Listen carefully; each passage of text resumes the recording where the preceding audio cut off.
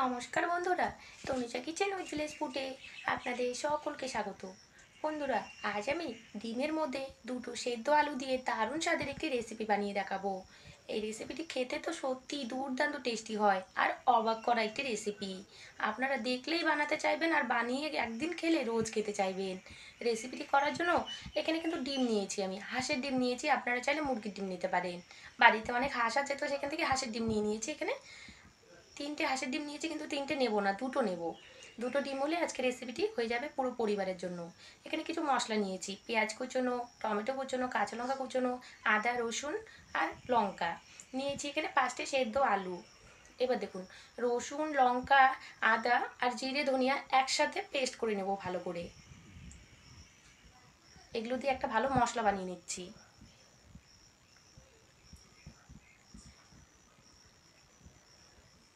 এরপর আমি ডিম দুটোকে ভেঙে নিয়েছি। হাঁসের ডিমের কুসুমগুলো কিন্তু দেখতে বেশ সুন্দর, দেখুন একদম হলুদ হলুদ আর খুব বড় বড় হয় কিন্তু হাঁসের ডিমগুলো, দেখতেও ভালো লাগে, খেতেও বেশ টেস্টি। এবার আমি এর মধ্যে দিয়ে দিচ্ছি সেদ্ধ আলু। দুটো সেদ্ধ আলু এরকম গ্রেট করে দেবো আমি।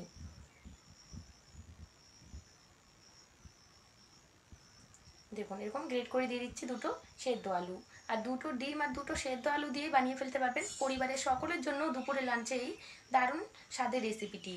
এবার গ্রেট করা হয়ে গেছে আলু, এর মধ্যে দিয়ে দিলাম কুচনো পেঁয়াজ, কাঁচা লঙ্কা কুচনো, সামান্য একটু হলুদ গুঁড়ো আর দিয়ে দেবো স্বাদ মতো নুন। দিয়ে এবার এটাকে হাত দিয়ে ভালো করে চটকে মেখে নিতে হবে। আজকে কিন্তু এগুলো দিয়ে ডিমের বড়া বানাবো। আর এর মধ্যে কিন্তু কোনো রকমের বেসন বা চালের গুঁড়ো আমি কিছুই দেবো না, তবুও কিন্তু ডিমের বড়াগুলো খুব সুন্দর ফুলে উঠবে আর খেতে দারুণ টেস্টি হয়। দেখুন আলুর সাথে পেঁয়াজ লঙ্কা সব কিছু দিয়েছি, এগুলোকে ভালো করে মেখে নিচ্ছি হাত দিয়ে।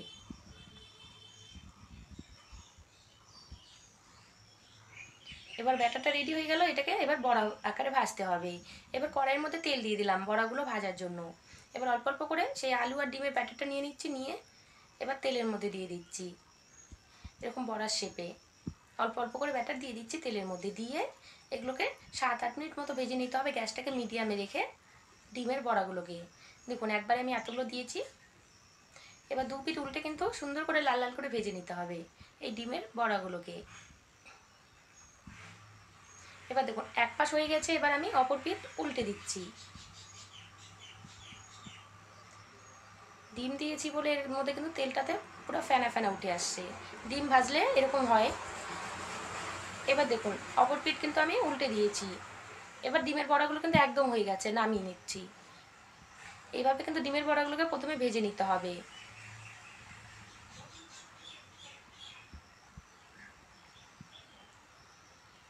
সব বড়াগুলোকে আমি নামিয়ে নিলাম একটা প্লেটে। একইভাবে সমস্ত ডিমের বড়াগুলোকে আমি প্রথমে ভেজে নেব। তারপরে রেসিপিটি কীভাবে বানাচ্ছি দেখে নেন। কড়াইয়ে 5 টেবিল চামচ মতো সরষের তেল, এর মধ্যে গোটা জিরে তেজপাতা শুকনো লঙ্কা ফোড়ন দিয়ে দিলাম আর কুচনো পেঁয়াজ দিয়ে দিলাম। দিয়ে পেঁয়াজটাকে একটু লাল লাল করে ভেজে নিচ্ছি। আর এবার দিয়ে দিলাম টমেটো কুচনো, 3টে কুচনো পেঁয়াজ দিয়েছি আর একটা কিন্তু টমেটো কুচনো দিয়েছি। এবার স্বাদ মতো নুন আর দিয়ে দিলাম হলুদ গুঁড়ো। দিয়ে পেঁয়াজ টমেটোটাকে একসাথে ভালো করে ভেজে নিচ্ছি।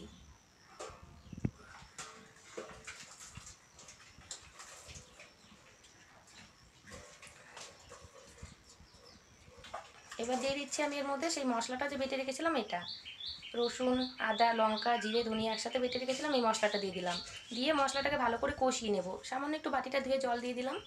এবার মশলাটাকে ততক্ষণ কষাবো যতক্ষণ না মশলা থেকে কাঁচা গন্ধটা চলে যাচ্ছে। মশলাটা কষানো হয়ে গেলে এবার দিয়ে দেবো আলু।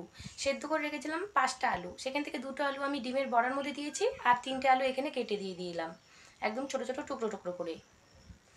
এবার আর একটু টাইম আলুটাকে কষিয়ে নেব। সেদ্ধ আলু বেশি টাইম কষানোর দরকার নেই, 1-2 মিনিট মতো কষালেই হয়ে যাবে।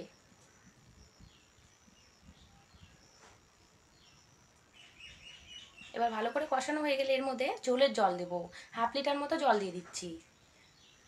এটা কিন্তু একদম বেশি ঝোল ঝোল হবে না, একটু মাখা মাখা থাকবে, সেই জন্য কিন্তু 1/2 লিটার জল দিলাম, হয়ে যাবে। এবার ঢাকা দিয়ে এটাকে 20 মিনিট মতো রান্নাটা করে নেব। ঢাকা দিয়ে দিলাম। এবার দেখুন ঢাকনাটা তুলে দিচ্ছি, ঝোলটা ফুটে উঠেছে। এবার কিন্তু এর মধ্যে ডিমের বড়াগুলো দিয়ে দেবো। ডিমের বড়াগুলো দেখতে কতটা সুন্দর হয়েছে না, খেতেও কিন্তু দারুণ টেস্টি। এই ডিমের বড়াগুলো কিন্তু এমনিও খাওয়া যায়, আর আজকে যে রেসিপিটি করব সেটাও খেতে টেস্ট হয়। এবার আমি ঝোলের মধ্যে ডিমের বড়াগুলোকে ছেড়ে দেবো। আপনারা কিন্তু এই রেসিপিটি দুপুরে লাঞ্চেও রাখতে পারেন কিংবা ডিনারের রেসিপিও বানিয়ে নিতে পারেন এই রেসিপিটি। ভাত রুটি পরোটা আপনারা সবটার সাথেই খেতে পারেন, এতটাই টেস্টি, ডিমের একদমই অবাক করা একটি রেসিপি। আপনারা একদিন বানিয়ে খেলে রোজ খেতে চাইবেন। ডিমের রেসিপি তো অনেকভাবেই খেয়েছেন, একদিন এইভাবে বানিয়ে দেখবেন, আশা করি আপনাদের খুবই পছন্দ হবে। ব্যাস, ডিমের বড়াগুলো দিয়ে দিলাম, একটু ঢাকা দিয়ে দিচ্ছি, তাহলে ডিমগুলো ঝোল ঢুকবে আর খুব সুন্দর ফুলে উঠবে। ব্যাস, ঢাকনাটা তুলে এবারে দিয়ে দিচ্ছি 1 টেবিল চামচ মতো গরম মশলা গুঁড়ো। ডিমের তরকারি করছি, গরম মশলা গুঁড়ো দিলে খেতে ভালো লাগবে আর গন্ধটাও ভালো লাগবে। গরম মশলা গুঁড়োটা দিয়ে একটু কিন্তু ঢাকা দিতে হবে, তাহলে গরম মশলার যে সেন্টটা থাকে সেটা তরকারির মধ্যে ভালো করে ঢুকে যাবে। এজন্য আমি এখন একটু ঢাকা দিয়ে দেবো 1 মিনিটের জন্য। ব্যাস, ঢাকনাটা তুলে দেখাচ্ছি, এখন কিন্তু রেসিপিটি একদমই হয়ে গেছে। এরকম ঝোল ঝোল থাকতেই নামিয়ে দিতে হবে, নাহলে কিন্তু ঠান্ডা হলে পুরো জলটা একদম যা ঝোল থাকে, মানে ডিমের বড়াগুলো সব ঝোল চুষে নেয়। সেই জন্য এরকম হালকা ঝোল থাকতেই নামিয়ে নিতে হবে। এটা কিন্তু গরম গরম ভাত রুটি পরোটা আপনারা সব কিছুর সাথে খেতে পারেন। একদমই তৈরি আজকের এই ডিমের ইউনিক একটি রেসিপি। বন্ধুরা, আজকের রেসিপিটা আপনাদের কেমন লাগলো? ভালো লেগে থাকলে ভিডিওটার একটা লাইক করবেন, কমেন্ট করবেন, আমার চ্যানেলটাতে কিন্তু অবশ্যই সাবস্ক্রাইব করবেন। আর ডিমের এই নতুন স্বাদের রেসিপিটি আপনারাও একদিন বানিয়ে খেয়ে দেখবেন, আশা করি আপনাদের খুবই পছন্দ হবে। দেখতেও যেমন সুন্দর হয়েছে, খেতেও কিন্তু সত্যি দারুণ টেস্টি হয়েছে। দুপুরের লাঞ্চের জন্য এরকম রেসিপি আপনারা করতেই পারেন। বন্ধুরা, আজ আমি আসছি, আপনারা সকলেই ভালো থাকবেন।